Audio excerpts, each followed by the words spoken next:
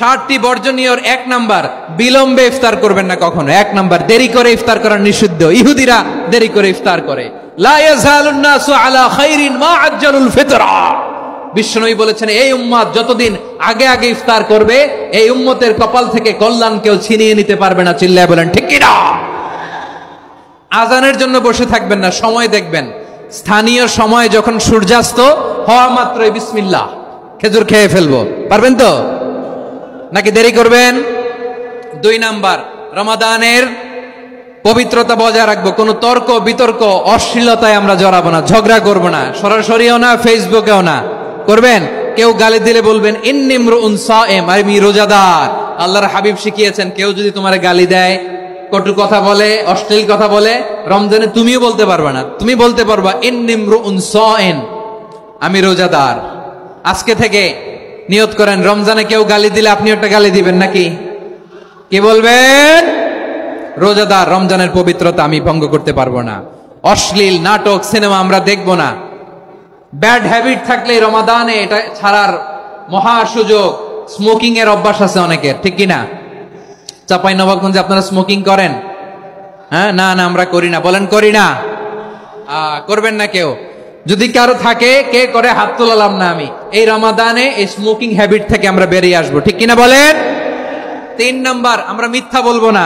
বিশ্বনবী বলেন, মানলাম ইয়াদা কাওলা যুরি ওয়াল আমালা বিহি ফালাইসা লিল্লাহি হাজাতুন ফি আইয়াদা তাআমাহু ওয়া শারাবা। যে রমজানে মিথ্যা কথা, মিথ্যা কাজ, মিথ্যা সাক্ষী ছাড়তে পারে নাই, তার না খেয়ে থাকা, উপবাস থাকা দিয়ে আল্লাহর কিছু যায় আসে না। এজন্য মিথ্যার সাথে আমাদের কোনো সম্পর্ক আছে? মিথ্যা বলবো না। 4 নাম্বার, অপচয় করব না। ইন্নাল মুবাযযিরিনা কানু ইখওয়ানাশ শায়াতিন ওয়া কানা শাইতানু লিরাব্বিহি কাফুরা। অপচয়কারী শয়তানের ভাই। আচ্ছা, যে শয়তানের ভাই ও নিজেও আরেকটা কি? শয়তান।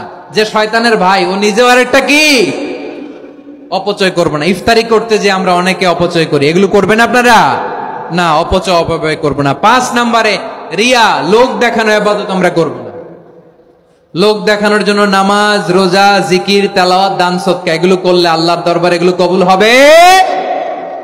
বিশ্বনবী বলেন, দাজ্জালের ফিতনার চেয়ে একটা বড় ফিতনার ভয় আমি করি। সেটা কি? আর রিয়া, শো অফ মেন্টালিটি, লোক দেখানো মানসিকতা। এটা থেকে আমরা বিরত থাকবো ইনশাআল্লাহ।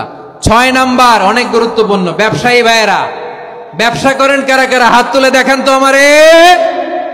মাশাআল্লাহ, হাত নামান। ব্যবসায়ী ভাইয়েরা, অনেক অসাধু ব্যবসায়ী আছে, রমজান আসলে নিত্য প্রয়োজনীয় পণ্যের মূল্য বৃদ্ধি করে দেয়। এরকম আছে না নাই? এগুলো করবেন না। মজুদদারি করবেন না। পণ্যের কৃত্রিম সংকট বাজারে করবেন না। আপনি লাখ টাকা কামায়া ভাবছেন যে রোজাদারদের কষ্ট দিয়ে ধনী হবেন। এমন রোগ আল্লাহ আপনারে দিবে, কোটি টাকা দিয়েও আপনি হাসপাতালের বিল পরিশোধ করার ক্ষমতা আপনার হবে না। খবরদার। শেষ বয়সে দেখবেন কি কষ্ট আপনার হয়। আপনি রোজাদারদের কষ্ট দিয়েছেন, আল্লাহ আপনার সুখে রাখবে? আল্লাহর দোহাই লাগে, আমার ব্যবসায়ী ভাইয়েরা এটা করবেন না। আরব বিশ্বে আমরা দেখেছি, আরব বিশ্বের ব্যবসায়ীরা সারা বছরে ব্যবসা করে, রমজানে ভর্তুকি দেয়। আর আমার দেশের কিছু অসাধু ব্যবসায়ী রমজানে গলাকাটা ব্যবসা করে আর সারা বছর সইটার উপর দিয়ে চলে। চিল্লায় বলেন ঠিক কিনা? করবেন না, এটা করবেন না। নিত্য প্রয়োজনীয় পণ্যের মূল্য বৃদ্ধি করা হারাম, পণ্যের কৃত্রিম সংকট তৈরি করা হারাম, মজুদদারি করা হারাম, রোজাদারদেরকে কষ্ট দেয়া হারাম। এটা করবেন না।